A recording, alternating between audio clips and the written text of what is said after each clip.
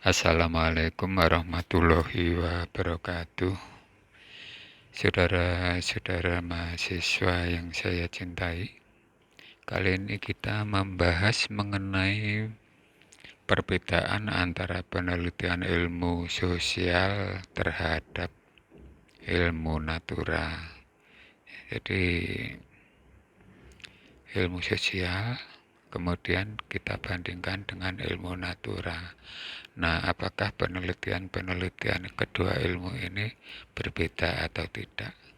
Nanti kita membahas itu terlebih dahulu. Namun sebelumnya, saudara-saudara, pada pertemuan yang lalu kita membahas mengenai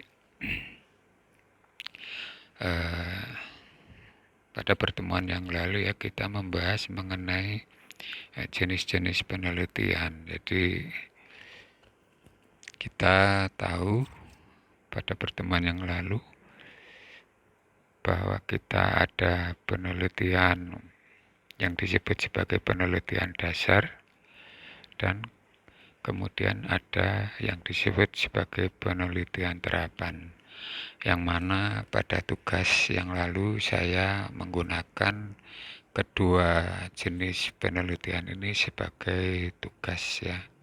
Jadi kita masih ingat pada pertemuan yang lalu Anda diberi tugas mencari jurnal mana yang sebagai penelitian dasar di jurnal tersebut dan mana yang sebagai penelitian terapan. Kita sudah membahas perbedaan atau karakter dari penelitian dasar seperti ini ya. Poin-poinnya saya tidak usah mengulang. Nah, demikian juga sebagai penelitian terapan, karakter-karakternya seperti ini ya, saya tidak usah mengulang. Nah, kali ini kita membahas apa yang disebut sebagai penelitian sosial dan penelitian natura. Di dalam membandingkan antara penelitian ilmu sosial dan penelitian ilmu natura ini ada dua. Yang pertama, kesamaannya apa saja? Ya ini, kesamaannya apa saja antara penelitian ilmu sosial dan penelitian ilmu natura. Kemudian nanti yang kedua kita bahas bedanya apa saja di antara kedua karakter penelitian tersebut. Nah, kita beri pemahaman dulu apa yang dimaksud dengan penelitian ilmu sosial dibandingkan dengan penelitian ilmu-ilmu natura. Jadi yang dimaksud dengan natura itu alam ya, natural.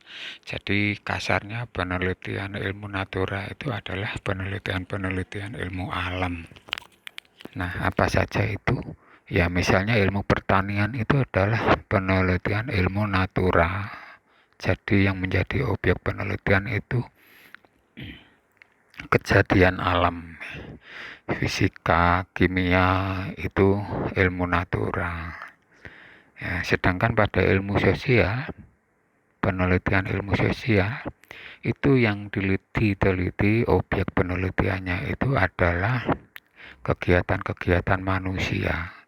Ya, bukan manusianya tetapi kegiatan-kegiatan manusianya, khususnya oleh karena manusia itu adalah makhluk sosial. Maka yang diteliti di dalam sosial adalah kegiatan-kegiatan manusia berkaitan dengan mereka atau dia bersosialisasi dengan manusia yang lainnya. Jadi itu. Sehingga dari pengertian tersebut Anda setidaknya sudah bisa membayangkan apa sih yang dimaksud dengan penelitian ilmu sosial dan penelitian ilmu natura. Nah, sekarang saya lanjut dari aspek penelitiannya. Kedua ilmu sosial dan ilmu natura tersebut sama dari aspek pelaksanaan penelitiannya. Apa yang sama? Pertama, bahwa kedua ilmu tersebut dilaksanakan secara sistematik. Nih, sistematika. Maksudnya kedua penelitian ilmu sosial dan ilmu natura tersebut ada tata cara pelaksanaannya, ada SOP-nya, ada standar operasionalnya. Ya, jadi di sini pokok pembahasan nanti lebih mengupas ke ilmu sosial. Oleh karena kalau yang di dalam ilmu natura, kita pertanian itu ilmu natura, nanti akan diberikan secara lebih panjang lebar apa sih yang dilakukan dalam penelitian ilmu natura. Jadi sebenarnya materi ini hanya untuk menambah wawasan saudara bahwa ada bidang-bidang penelitian lain yang berbeda dengan yang kita kerjakan, khususnya yaitu penelitian-penelitian yang terjadi pada ilmu-ilmu sosial. Jadi saya ulang, itu sama langkah-langkah penelitian antara ilmu sosial dan ilmu natura, yaitu yang pertama bahwa ada sistematikanya di kedua macam penelitian tersebut. Yang kedua, baik ilmu sosial maupun ilmu natura itu ada proses analisis. Ya, jadi ada proses analisis, ini satu, ini dua. Jadi di dalam proses penelitian ilmu sosial pun ada dilakukan analisa. Nah, kalau kita di ilmu pertanian, apa yang dianalisa?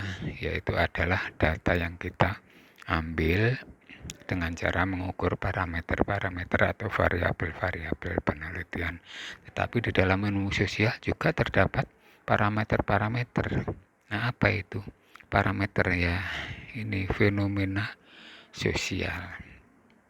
Jadi saya ulangi tegasnya bahwa kebersamaan itu satu pada adanya sistematika, kedua adanya kegiatan menganalisa. Ya, jadi sama. Yang ketiga, pada penelitian kedua ilmu tersebut selalu dimulai dari gejala. Kalau di kita proposal penelitian namanya masalah penelitian.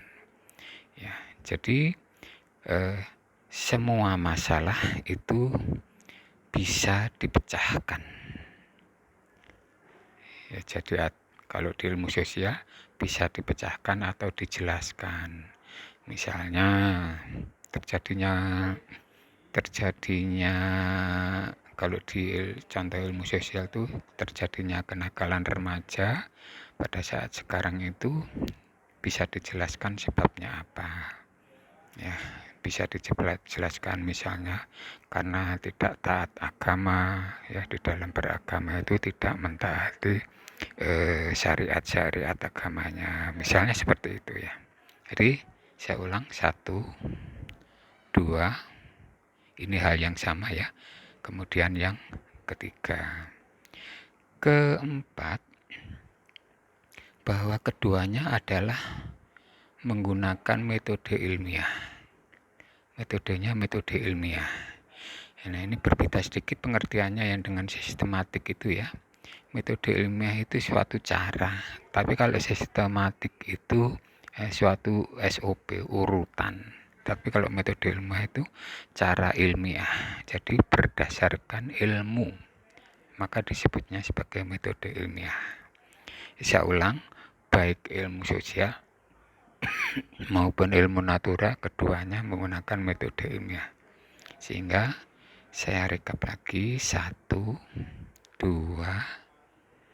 3, 4. Ini hal-hal yang sama ya. Kemudian yang kelima, ini untuk ilmu sosial, khusus ilmu sosial itu harus mempunyai keterampilan yang khas ya, khususnya keterampilan di dalam nanti menganalisa dan menghubungkan dengan teori tentang hubungan sebab akibat dari gejala atau dari masalah.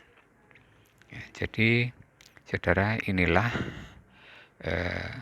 apa saja yang menyebabkan antara ilmu sosial dan ilmu natura itu mempunyai kesamaan. Oke, saya lanjut. Kalau tadi tentang kesamaan, sekarang bedanya apa? Beda antara ilmu sosial dengan ilmu natura. Kita lihat satu persatu. Pada ilmu sosial itu masalah yang di sini ditulis sebagai fenomena. Masalah yang biasanya diteliti itu lebih kompleks, lebih rumit, lebih sulit.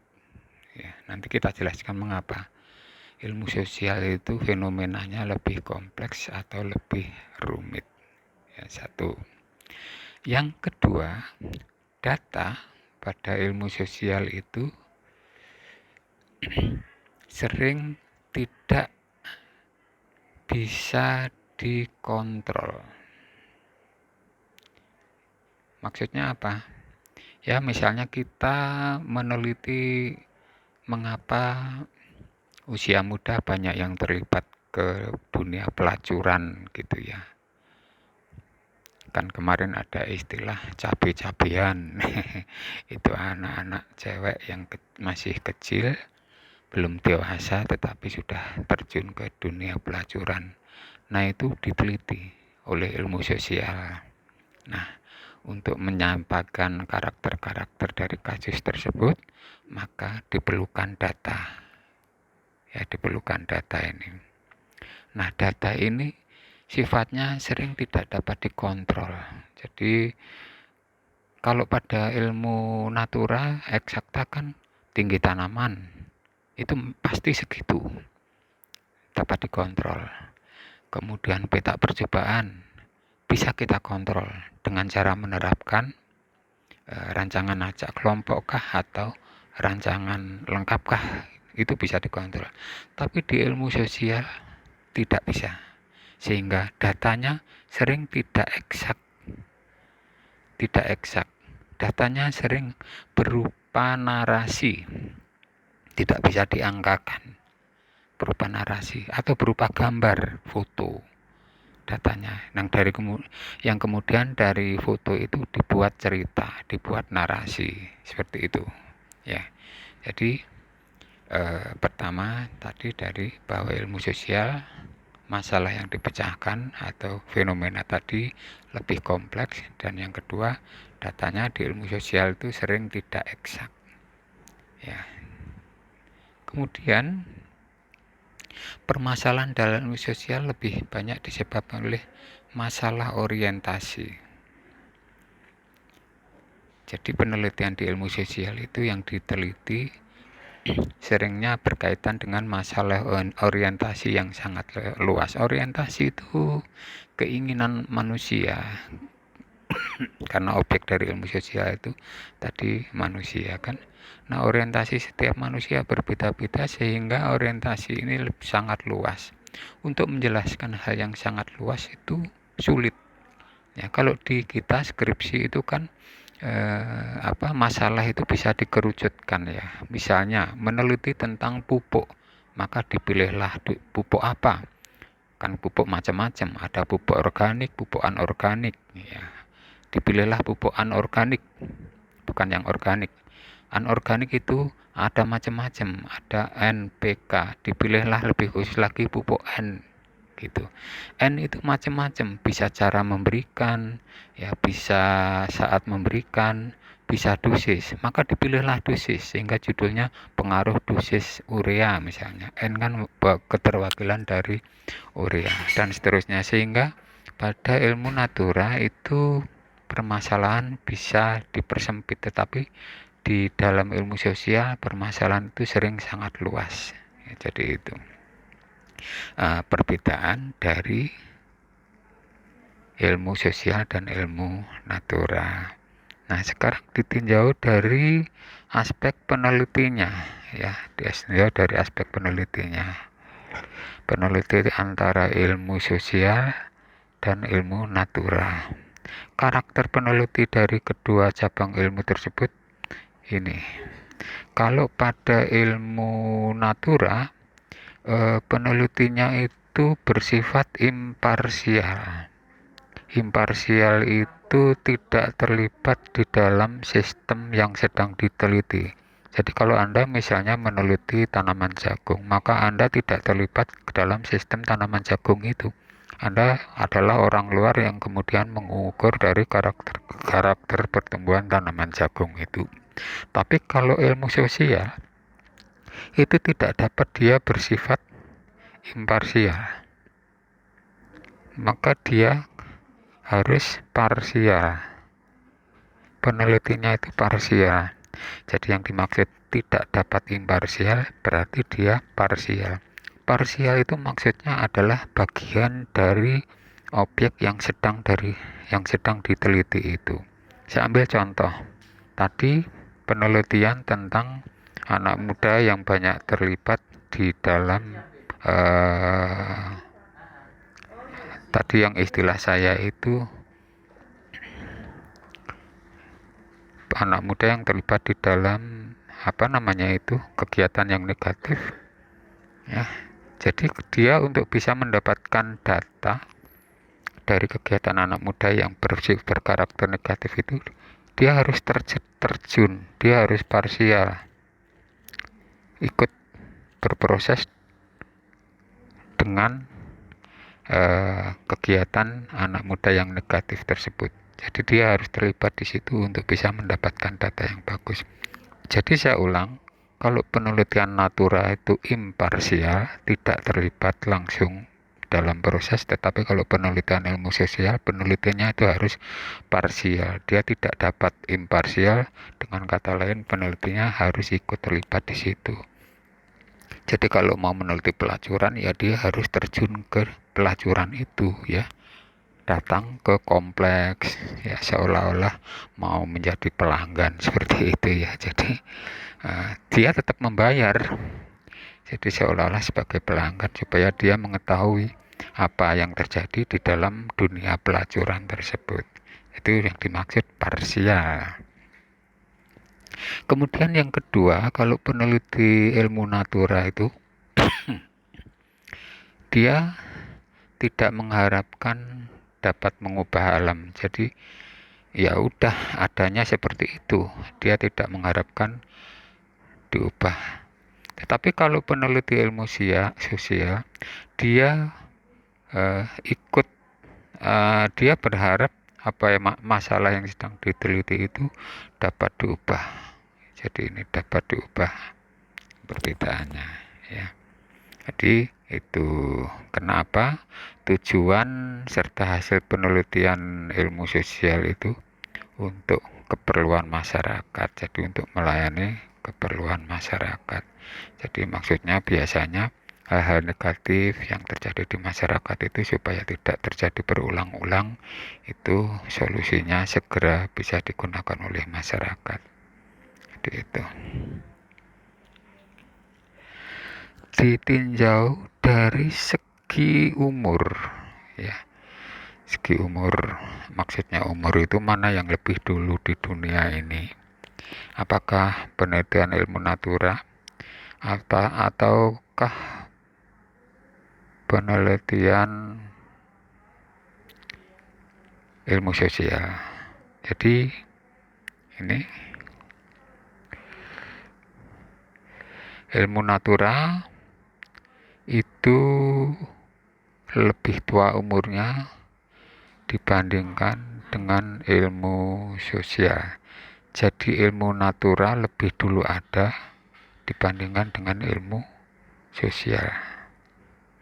Nah, karena ilmu natura itu lebih dulu ada dibandingkan ilmu sosial, maka mengakibatkan penelitinya, pelaku penelitian ya, disebut peneliti, itu mempunyai pengalaman yang lebih mantap dibandingkan pengalaman peneliti ilmu natura. Jadi kan oleh pengalaman track recordnya yang lama, berkali-kali melakukan penelitian, maka pengalaman peneliti dari ilmu natura itu lebih mantap dan lebih terampil ditinjau dari umur ya, satu. Kemudian ilmu natura karena lebih lama itu mempunyai unit pengukur yang lebih bagus. Di sini saya tuliskannya sebagai lebih perfect. Jadi alat ukur penelitian ilmu natura itu lebih bagus, lebih sempurna. Misalnya itu tadi kalau di kitab pertanian ya, tinggi tanaman ada alat ukurnya. Alat ukurnya itu meteran. Bobot ada alat ukurnya. Alat ukurnya itu timbangan, neraca, dan lain sebagainya ya. Tetapi kalau di ilmu sosial, alat ukur, unit pengukur itu masih sedang dalam pengembangan. Ya, masih sedang dalam pengembangan. Beda dengan di ilmu natura, banyak alat-alat ukur yang sudah dikembangkan. Contoh lain ilmu natura itu misalnya kadar hemoglobin darah, ya kadar oksigen darah, semuanya itu alat ukurnya sudah lengkap. Ya, jadi seperti itu.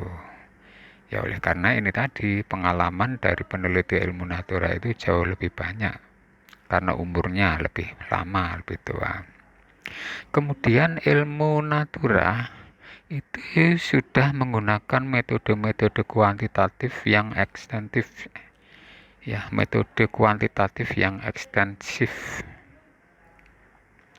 Ya, tetapi di ilmu sosial itu tadi oleh karena datanya itu tidak eksak, maka jarang sekali atau sedikit yang menggunakan metode kuantitatif. Ya, jadi ilmu sosial pemakaian metode kuantitatif itu relatif lebih sedikit dibandingkan ilmu natura. Namun kini dengan berkembangnya aplikasi-aplikasi pengolah data yang jadi data itu diolah dengan aplikasi ya. Kalau kita misalnya menggunakan Minitab, menggunakan SPSS atau menggunakan Excel ya, itu sekarang mulai banyak ilmu-ilmu sosial yang datanya itu diolah dengan menggunakan metode kuantitatif, yaitu dengan cara membuat skor ya, dengan cara membuat skor. Di data yang kualitatif itu berusaha diubah menjadi data kuantitatif. Nanti di bagian lain pada saat kita membahas mengenai data, kita akan bahas apa sih data kuantitatif dan data kualitatif. Lebih lanjut kita bahas mengenai khususnya masalah ya, masalah yang dihadapi di dalam ilmu sosial. Jadi seperti pengantar saya di depan pada pertemuan kali ini, kita lebih membahas apa sih yang terjadi di penelitian ilmu sosial. Ya, jadi kalau di penelitian natura kita nanti memang yang sedang pelajari, maka kita tidak ungkap lebih banyak. Jadi di ilmu sosial itu tidak boleh melakukan eksperimen. Jadi tidak boleh manusia itu dibuat eksperimen, itu percobaan ya. Jadi manusia itu tidak boleh dibuat kelinci percobaan ya. Istilahnya kan dulu ada di bahasa Indonesia kelinci percobaan. Di manusia tidak boleh, di penelitian ilmu sosial tidak boleh ada eksperimen. Jadi misalnya manusia dicoba begini begitu, tidak boleh. Karena ada hak asasi manusia ya. Dan nanti itu melanggar hak asasi manusia katanya. Itu. Kemudian masalah yang dihadapi penelitian ilmu sosial lainnya itu adalah kurang mampu memprediksi, meramal kira-kira nanti hasilnya bagaimana ya. Itu kurang mampu. Mengapa kok kurang mampu diprediksi? Ini oleh karena objek penelitiannya, objek yang sedang diteliti itu manusia. Nah, karakter manusia itu dia biasanya selalu membuat respon jika sedang diberi perlakuan atau sedang diamati. Anda saja kalau misalnya tidak merasa diamati, biasa saja, tapi kemudian Anda tahu bahwa Anda sedang diamati, maka Anda membuat respon, reaksi gitu ya. Membuat respon ini cenderung nanti merubah prediksi ini tadi. Ya, jadi satu, oleh karena objek yang diteliti di dalam ilmu sosial mengadakan respon terhadap prediksi. Ya, itu karakter manusia biasanya. Kedua, objek yang diteliti itu biasanya mengadakan antisipasi. Dia mengantisipasi terhadap perubahan yang diramalkan atau yang diprediksi itu. Jadi, saya ulang, ke satu, objeknya merespon. Yang kedua, objeknya mengantisipasi terhadap prediksi yang ini menyebabkan kurang bisa diprediksi hasil penelitian ilmu sosial. Ya. Jadi karena hal tersebutlah maka berdampak forecasting, ramalan yang dibuat oleh peneliti bisa meleset, bisa tidak tepat karena data yang dikumpulkan mendapat respon yang berbeda ataupun objek yang diteliti melakukan antisipasi, melesetlah forecastingnya ini. Forecastingnya atau ramalannya meleset. Jadi ini yang terjadi di ilmu sosial. Kemudian akibat yang kedua, prediksi-prediksi di dalam tidak eksak. Ya, prediksi-prediksi dalam ilmu sosial tidak pasti, tidak eksak seperti halnya prediksi di dalam ilmu natura. Berikutnya informasi yang diperoleh banyak disandarkan pada daya ingat dari objek. Maksudnya begini, ini kan penelitian ilmu sosial. Peneliti ilmu sosial dalam mengumpulkan data itu kebanyakan bertanya untuk menggali data itu. Menggali data itu kan informasi. Itu kebanyakan dilakukan dengan cara bertanya kepada objek. Nah, objek di dalam menjawab itu didasarkan kepada daya ingatnya. Ya, kalau objeknya gampang lupa, memorinya jelek, nah jawabannya atau informasi yang didapat sering salah. Jadi ini yang dimaksud informasi yang diperoleh oleh peneliti ilmu sosial itu mengandalkan daya ingat dari objek penelitian. Berikutnya, masalah yang dihadapi di dalam penelitian ilmu sosial, penelitinya itu melibatkan dirinya di dalam meneliti. Tadi sudah saya kasih contoh. Peneliti yang meneliti tentang pelacuran, maka dia harus terjun di dunia pelacuran itu, datang ke tempat pelacuran, kemudian pura-pura menjadi pelanggan. Jadi melibatkan dirinya. Dia bukan pengamat yang imparsial seperti pada ilmu alam. Nah, ketika peneliti terlibat di dalam melibatkan dirinya di dalam proses meneliti, sering peneliti itu ikut terpengaruh dengan cerita, dengan kondisi yang dia sedang melibatkan dirinya itu. Oke ya. Nah, ini mengurangi, jika demikian terjadi maka mengurangi subjektivitas dari proses penelitian.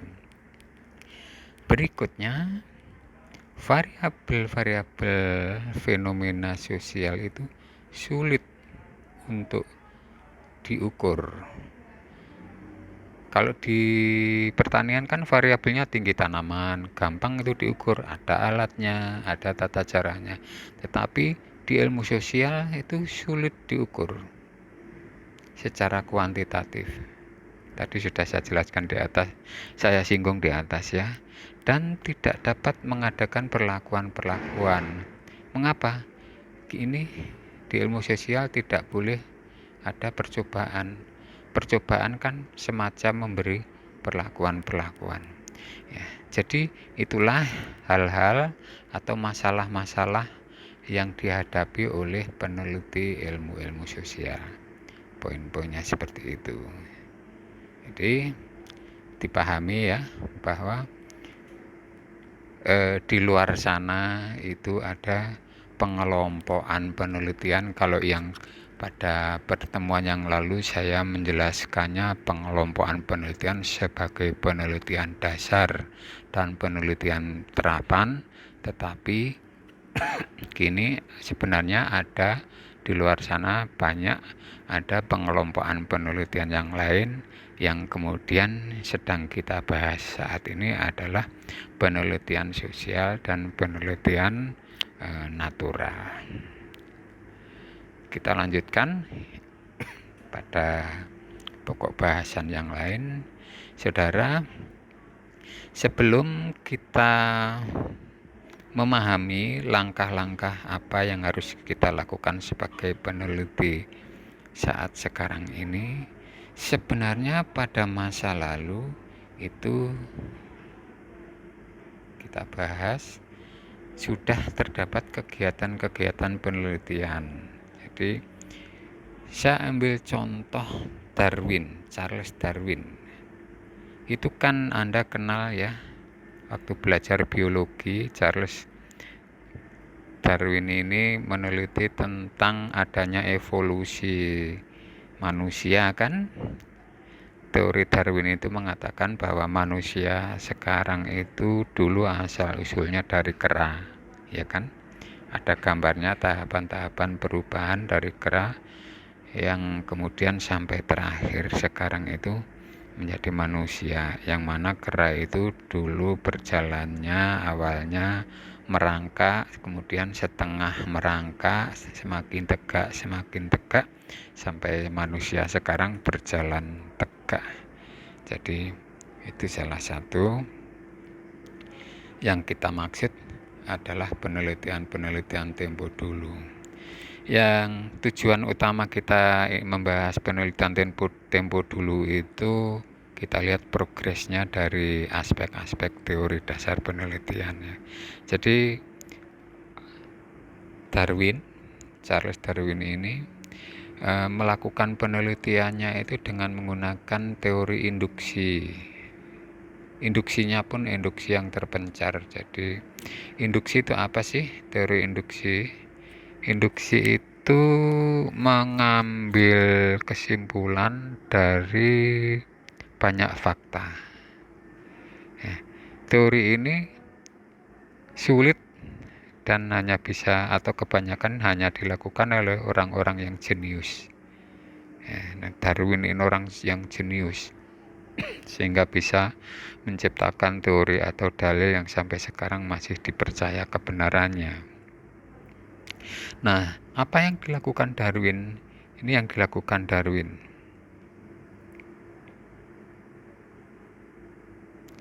Dia mempelajari variasi-variasi dari hewan dan tumbuhan, dikumpulkan data-datanya, fakta-fakta, ya, dikumpulkan data-datanya, variasi-variasi dikumpulkan datanya, tanpa ada hipotesis, tanpa ada petunjuk dari hipotesis. Nah ini bedanya penelitian dahulu. Kalau sekarang kan sudah Anda mau menyusun skripsi nanti ada hipotesis. Hipotesis itu dugaan. Nanti kira-kira hasilnya akan begini, itu disebut hipotesis. Nah, Darwin ini belum ada hipotesis saat itu. Jadi oleh karenanya hanya bisa berhasil kalau itu dilakukan oleh orang yang jenius. Ya. Kemudian waktu waktu yang diperlukan sangat lama. Jadi karena apa? Karena belum ada arahan, hipotesis, dan lain sebagainya, itu menyebabkan waktu yang diperlukan lama. Kemudian orang kedua, peneliti yang kedua, nama Patrick 1931 ya. Jadi Kilpatrick ini pada tahun 1931 melakukan penelitian dan dia sudah memperkenalkan istilah generalisasi yang kemudian kita pakai dalam penelitian yang sekarang. Generalisasi itu semacam kesimpulan ya. Dalam skripsi Anda nanti bab terakhir itu adalah kesimpulan dan saran. Jadi ini adalah generalisasi. Jadi terlihat adanya suatu proses perkembangan dari tahun ke tahun dalam hal cara meneliti. Kalau Darwin tadi belum ada hipotesis, yang dilakukan Kilpatrick ini sudah ada hipotesis. Ya, jadi dia lebih menekankan untuk membuat generalisasi ini dilakukan atas dasar hipotesis. Jadi di sini hipotesis digunakan sebagai petunjuk untuk membuat generalisasi. Nah, di dalam menyusun hipotesis digunakan asumsi-asumsi dasar. Jadi asumsi dasar ini bisa bisa teori-teori yang dikumpulkan, syarat-syarat. Asumsi itu kan syarat ya. Jadi syarat-syarat ataupun teori-teori dasar dikumpulkan untuk menyusun hipotesis. Ini yang dilakukan Kilpatrick. Jadi Kilpatrick pada tahun 1931 ini langkahnya sudah mirip-mirip dengan langkah-langkah penelitian yang sekarang. Berikutnya yang dilakukan oleh Kelly pada tahun 32, hanya selisih 1 tahun dengan Kilpatrick ya. Nah, apa yang dilakukan Kelly? Jadi Kelly ini meneliti dengan cara-cara yang dapat dilaksanakan oleh orang-orang yang kurang jenius. Jadi kalau ekstrimnya tadi Charles Darwin itu hanya bisa dilakukan oleh orang jenius, Kelly itu melakukan penelitian yang bisa dilakukan oleh orang-orang yang kurang jenius. Ini mungkin kita ya, kelompok orang yang kurang jenius adalah kita. Kita lihat apa yang dilakukan oleh Kelly, dilakukan oleh orang kurang jenius. Yang dilakukan Kelly adalah merumuskan masalah. Nah, ini skripsi kita mengatakan bahwa setiap penelitian yang sekarang mesti berawal dari masalah. Ya. Kemudian Kelly memperkenalkan suatu metode eksperimen. Metode eksperimen itu adalah metode percobaan. Nah, skripsi kita nanti ada satu bab yang isinya itu metode penelitian. Di situ adalah bagaimana percobaan kita laksanakan. Kemudian jika hasil percobaan tidak cocok dengan teori, maka pemecahan dicari lagi dengan cara yang lain. Ya, jadi ini deskripsi kakak-kakak kelas Anda sering hasil data dari percobaannya itu bertentangan dengan hipotesis, ya, bertentangan dengan rumusan masalah. Nah, itu ada kewajiban bagi mahasiswa yang mengalami demikian mencari pemecahan mengapa hal itu bisa terjadi. Ya. Jadi Kalau nanti Anda membuat penelitian atau percobaan, datanya tidak sesuai dengan hipotesis, itu bukan berarti gagal, tetapi Anda harus mencari pemecahannya mengapa hal itu terjadi. Jadi saudara, dari penelitian tempo dulu ini kita melihat sejarahnya dimulai oleh Darwin. Dia harus cara Darwin hanya bisa dilakukan oleh orang yang jenius, tetapi kemudian ada Kilpatrick memperkenalkan generalisasi hipotesis, dan Kelly memperkenalkan masalah dan kemudian metode eksperimen, yang mana apa yang dilakukan oleh Darwin, kemudian oleh Kelly dan oleh Patrick dan kemudian oleh Kelly itu melengkapi apa yang kemudian sekarang disebut sebagai metode penelitian ilmiah berdasarkan ilmu, yaitu langkah-langkahnya dimulai dari adanya masalah, kemudian pemecahan jawaban sementara atas masalah, kira-kiranya bagaimana, itu hipotesis, kemudian untuk mengumpulkan data dilakukan eksperimen dan lain sebagainya. Jadi itulah saudara yang saya jelaskan pada pertemuan kali ini. Terima kasih atas partisipasi saudara mengikuti perkuliahan ini. Jaga kesehatan, semoga kita selalu terlindung dari hal-hal yang negatif. Terima kasih. Wassalamualaikum warahmatullahi wabarakatuh.